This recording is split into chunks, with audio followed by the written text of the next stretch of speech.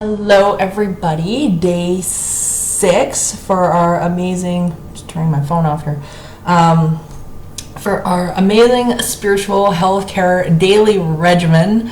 I'm so glad to be seeing everybody. I know people will be logging in here soon, and it's just been such a blast being able to do this with you guys every day, and getting to know new people and new friends, and building this community up together. I think is so much fun. So I know people, as I say, they'll be logging in here, and we had such a great group yesterday, lots of conversation, so many questions that you guys have been messaging in via Instagram and Twitter and Facebook and all of that, which is just so awesome.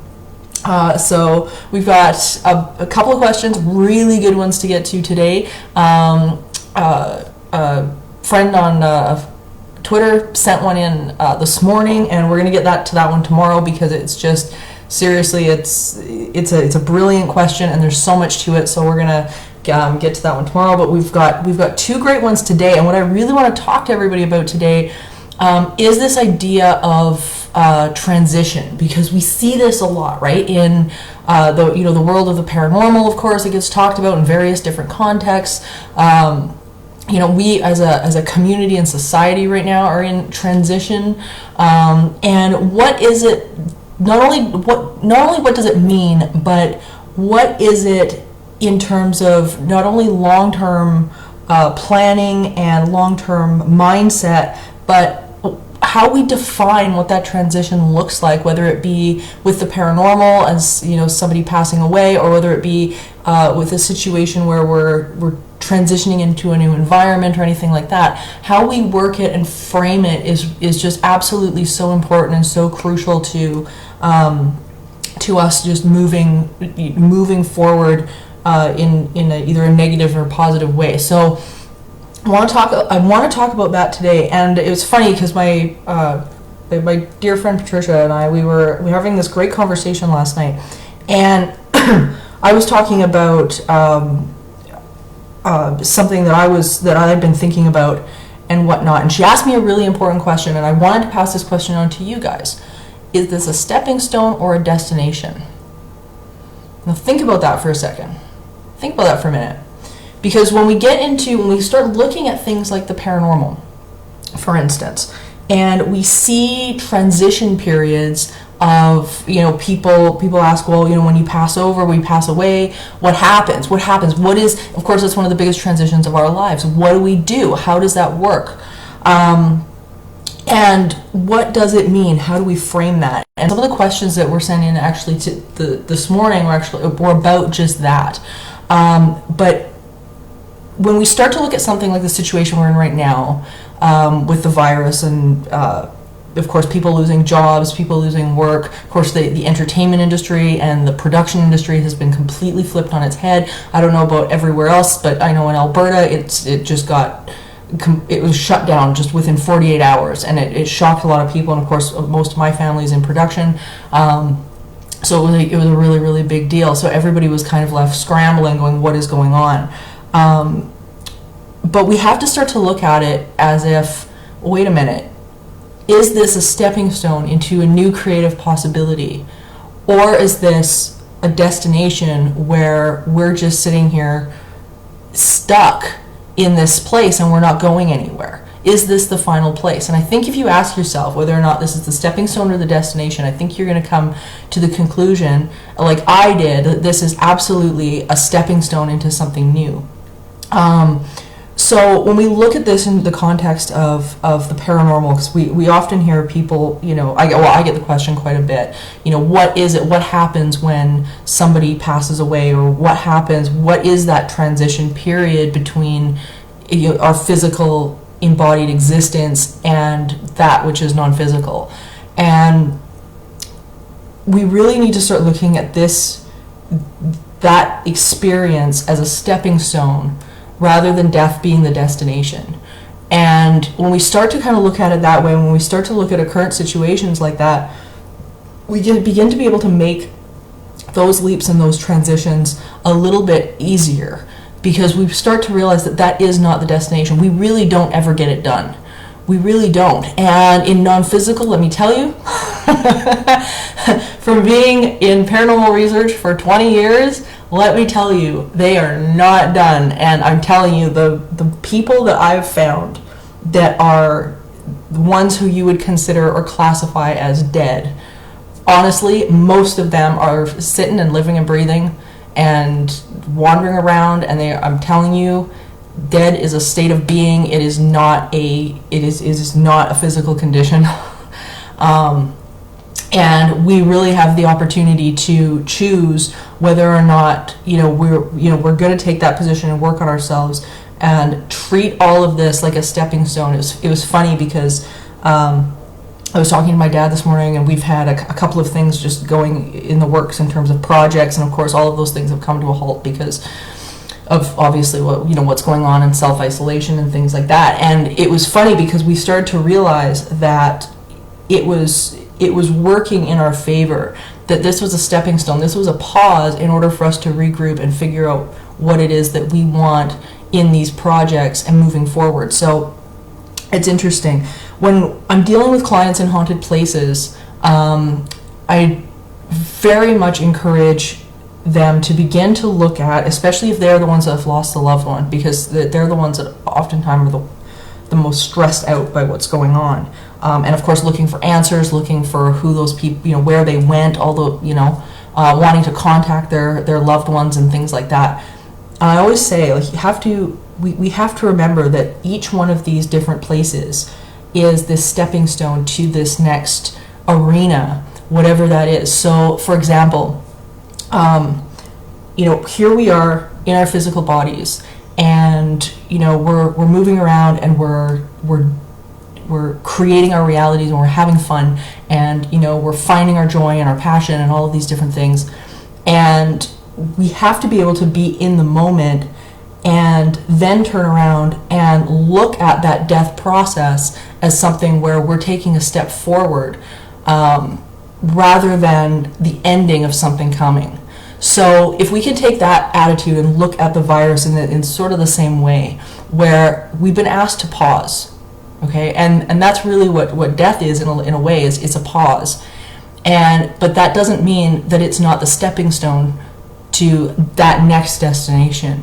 So I think we have to start to reframe this in our head. Are you looking at the self-quarantine? Are you looking at all of this? Are you looking at it as the destination, or are you looking at it as a stepping stone to something coming that's going to be better?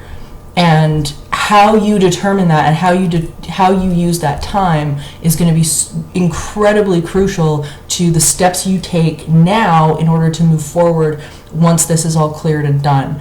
And how you end up adjusting, of course, to all the new that is coming, and the new, I think, is going to be really, really positive. So there's a few things I want to do today. I want to answer some questions, which is awesome. I've got a great process for you guys to get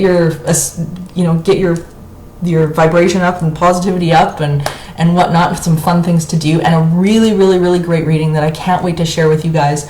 I'm actually really excited about it, because it's one of my favorite books. So yeah, but anyway, I want to get to a question.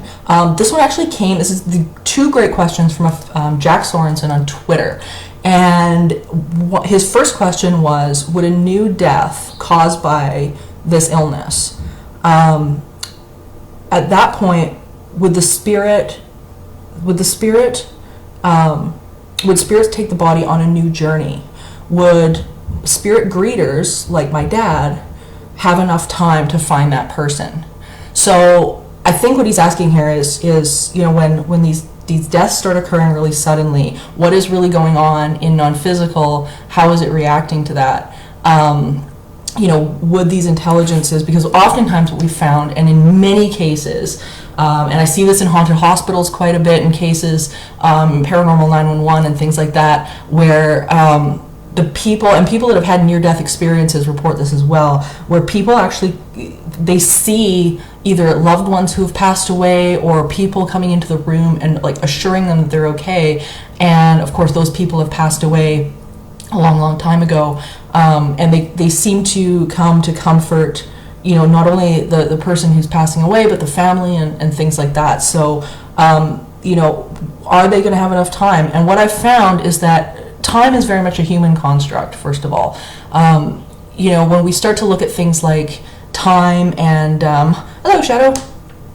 When we start to look at things like time and that sort of abstract of linear time, and we look at paranormal phenomenon, the two don't really seem to add up and go together. There's stuff that happens within the paranormal sort of quantum world that doesn't seem to follow our human construct of what's going on. So if we sort of look at that angle of it, do they have enough time? And the answer, in my opinion, of course, nobody knows for sure, but the answer, in my opinion, is absolutely yes.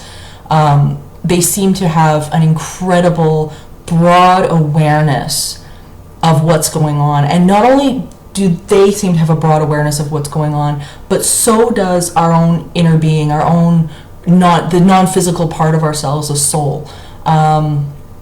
And that seems to have an acute awareness of our physical bodies as well. So I think, the idea that, oh my God, they're racing around trying to figure out what's going on, I've never ever gotten that impression. There seems to be an extremely broad awareness of people's well-being as well. Not just of, the current conditions as to what's going on, but a very deep understanding as to what can be, what is, and where the healing is. As long as we line up with that, then we start to see some results as well. So his second question, which I thought was great, which ties right into the idea of this transition idea and understanding transition. He asked, why do the dearly departed sometimes come back to live and not just visit? So why are they coming in visitation versus why are they or why do they come to us, stay sometimes, and at other times they seem to pop in and visit? And that's a really good question. From my understanding and my research that I've done and other institutions have done over the years, what we've really seen is they don't have this story and the baggage that they're stuck somewhere. Okay. That's such a misnomer in the paranormal world, and it drives me absolutely crazy.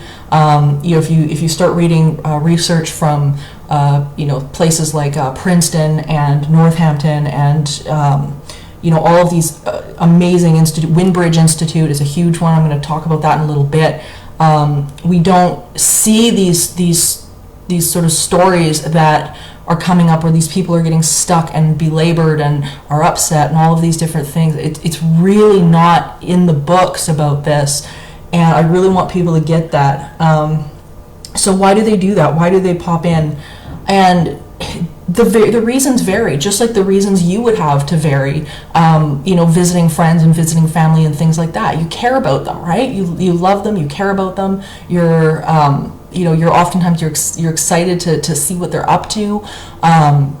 They check in frequently, and oftentimes too, their presence is very much determined by our own state of allowing an awareness about their presence. So, for example, if we are tuned in to ourselves and we're feeling a lot of joy, or we're in a state of non-resistance and meditation, and we're allowing for that connection with non-physical, all of a sudden we are more aware of them. And interestingly enough, what seems to happen is they are far more aware of us as well. So those frequencies, they start to match up, that we sort of come into focus for each other.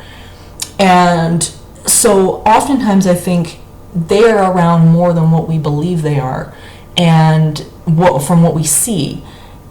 And because we're often so much in disconnection, especially in a situation, where we're worried about outside things and we're worried about, everything going on, we start to be less and less aware because we're becoming more and more disconnected from who we are. So it's a really interesting, it's a great question. But I would highly say that this is more about our own state of awareness rather than them sort of checking out every once in a while. And when we start to look inwards, when we start to find that resonance and that peace with ourselves, then all of a sudden it starts to open up and we start to notice things. What was really interesting there's been studies on bereavement and psi phenomenon, paranormal phenomenon, and what they discovered, and I believe this research was out of the University of Northampton in the UK. But what they discovered was that the people who were in a state of non-resistance, so for example, the people that were doing the dishes, watching TV, doing some mundane stuff, would often be the ones to have these experiences that they really wanted with the loved one and things like that. They weren't chasing it, they weren't pursuing it, they were just getting still, being aware, zoning out, sometimes not always on purpose, usually not on purpose, in fact, and then the experience was allowed rather than chased and forced. So yeah, so I thank you, Jack. Both of those questions were fantastic. As a Shadow, I want to get to yours tomorrow because it's such a great question. I'm super excited to delve into it, and I have to get my thoughts together on it, but there's so much there that it's going to be great. Okay, so that being said, I have a reading for you guys as usual, and I'm super excited about this one because it's really powerful. It really talks to the idea of how we are framing things and the reaction that we get around us. So the reading is actually from a book called The Gift of Stern Angels by my wonderful man in my life, my wonderful dad, Michael Moriarty. And I have to read this because, as I say, it really got me. It's always stuck out to me in the book as something that is really powerful. So I'm going to I'll read that to you guys here. The words flowed and listened and flowed and listened. Yes, words hear. I don't hear. The words within me hear. And why shouldn't they? This morning the following arrived in my mind. William Faulkner said that the basest thing is to be afraid. Elie Wiesel describes fear as a catalyst. Whatever description you choose, we must pull ourselves up from fear, or we will hand our freedoms over to those who live in nothing but fear.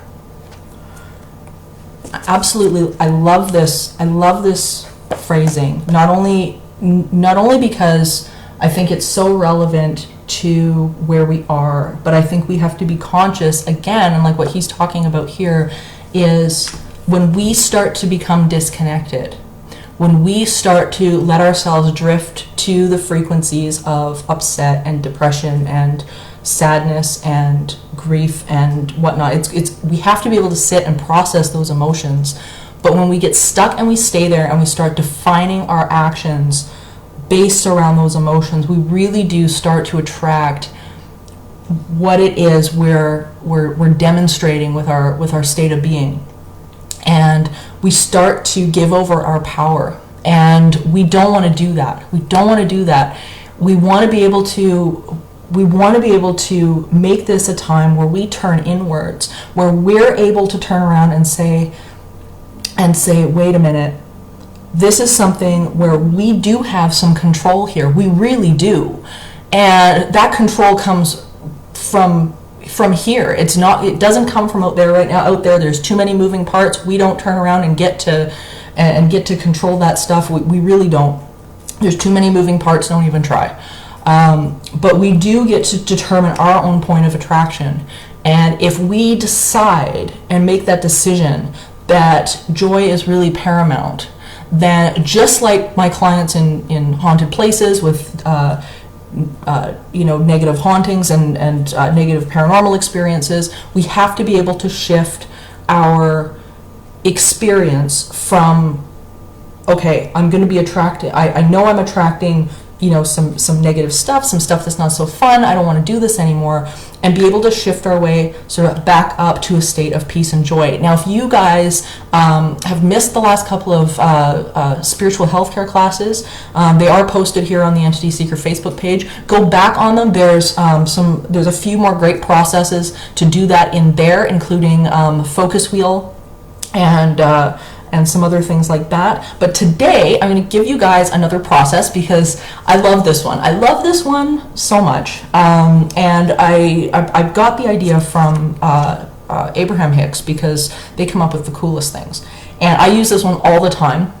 and you guys are going to have so much fun with this. So it's called the wouldn't it be nice if process, okay? So, and this one's always really fun.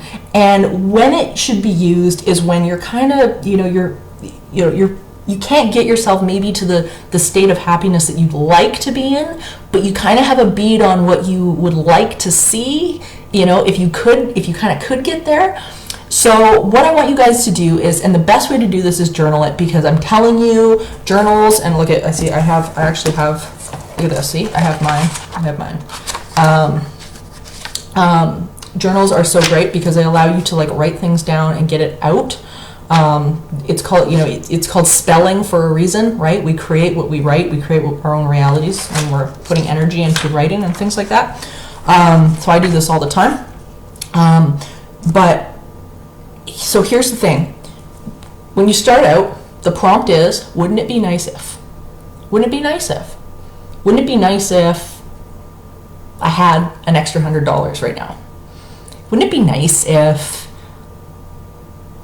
I could go hang out at the mall today? Maybe that would be too much resistance. Because we're not doing that right now. We're staying home. Stay home. Wouldn't it be nice if I could go on a really nice walk this afternoon? Wouldn't it be nice if I was reading the part of my favorite book and I just backed up and read it twice? Wouldn't it be nice if, and start playing around. And sometimes the ideas can get bigger and bigger. Wouldn't it be nice if I could write the book I always wanted to? Wouldn't it be nice if I could learn that one skill? Man, it would be a really cool skill to learn if I could do that. Wouldn't it be nice if? And what you're going to find is that the resistance in your state of being and that those feelings of tension start to dissipate a little bit. And the more you kind of play with, wouldn't it be nice if? Wouldn't it be nice? Wouldn't it be nice if? The more you're going to find that state of being, as I say, just kind of let go, and you're going to find yourself starting to slowly move into a deeper place of peace and out of that state of fear, out of that state of, hopefully it's not depression for any of you guys, but so anyway, the wouldn't it be nice if process. I also want to leave you guys today with a few affirmations, because I want everybody, not only because everybody's getting bombarded right now with the media and virus, sick it's crazy. So I want to leave you guys with some affirmations today, and you guys can replay this until you're blue in the face. That's cool. But I want to start doing these every day. So I want everybody to take a deep breath in through the nose, out through the nose. It is natural for my body to be well. Even if I don't know what to do in order to get better, my body does. I have trillions of cells with individual consciousness, and they know how to achieve individual balance. When this condition began, I didn't know what I know now. I don't need to understand the cause of this illness. I only have to gently, eventually release this illness. It doesn't matter how it got started, because it's reversing its course right now. There's no hurry about any of this. My body knows what to do. Well-being is natural to me. My inner being is intricately aware of my physical body. My cells are asking for what they need in order to thrive, and Source is answering those requests. I am in very good hands. My only work is to relax and breathe, and I can do that easily. So I want you guys to be able to replay those. Feel that sense of resistance that's lifting. I know it does for me every time I go through those. If you want more of them, I highly, again, recommend downloading ebooks, Ask and It Is Given by Jerry and Esther Hicks. Fantastic and full of lots of various processes and things like that. Now, thing to do, because we always have to get to this thing to do. So, paranormal wise, I know I've been sending you guys in directions of the Science Encyclopedia. We talked about that yesterday. The Rhine Institute, of course, they've got their video library, as well as the Parapsychology Foundation and all of that. Today, I want you guys to check out the Wind Bridge Institute. Okay, so Wind Bridge is a absolutely amazing organization. It's in Arizona, and it's run by some of the brightest minds in the forefront of parapsychology right now. These people are incredible. They have one of the only scientifically tested lists of mediums in the world. They are incredibly connected and full of information, and they are the cutting edge of parapsychology and paranormal research on the planet right now. They are absolutely amazing. They've got an amazing video library, and if you want your mind blown, head over to the Windbridge Institute. Okay, so that's Windbridge, and I will post the link on Entity Seeker, the Facebook page here, so you guys can check it out. They've got, as I say, a library of videos on YouTube. You guys are going to be left with your minds blown. It is one of the best organizations. Wind Shadow is in WIND, and it's one word. And they are absolutely incredible. Yeah, Patricia's got it there. They are just phenomenal, and as I say, they are the cutting edge of paranormal research right now. So I highly recommend check them out. Have fun with their videos. It's awesome. So that being said, April 4th, don't forget, I will be hosting Ritual, Exorcism in Film and Television on Crowdcast. If you guys can make it, I would absolutely love to see you. Tickets are only $20, and usually, as I say, I only do this at the expos, the Vancouver Expo, and I did it at Edmonton. I probably will be doing it at the Calgary Expo once everything gets rebooked. But please come and hang out.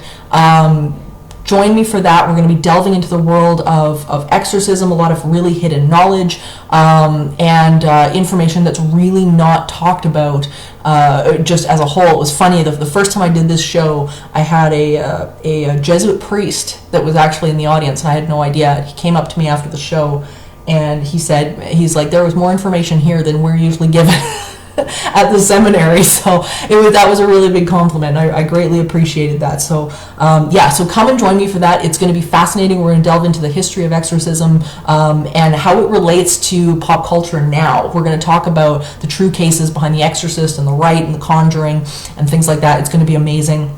It'll be a great evening. April the 4th. Okay, April the 4th, you guys, 6 p.m. Mountain Time. So whatever that is for you guys, please come, please get your tickets. I can't wait to do this. It's going to be great. So that being said, I don't want to keep you guys. It is a wonderful Thursday out there. So again, a lot of the things that I've quoted from and stuff like that today was, of course, Ask and It Is Given, Jerry and Esther Hicks, Gift of Stern Angels by Michael Moriarty. And I will talk to you guys as always tomorrow. Have an amazing Thursday, you guys, and enjoy the day. I hope your weather's good, and we will talk again tomorrow with a really amazing question. Okay, bye guys.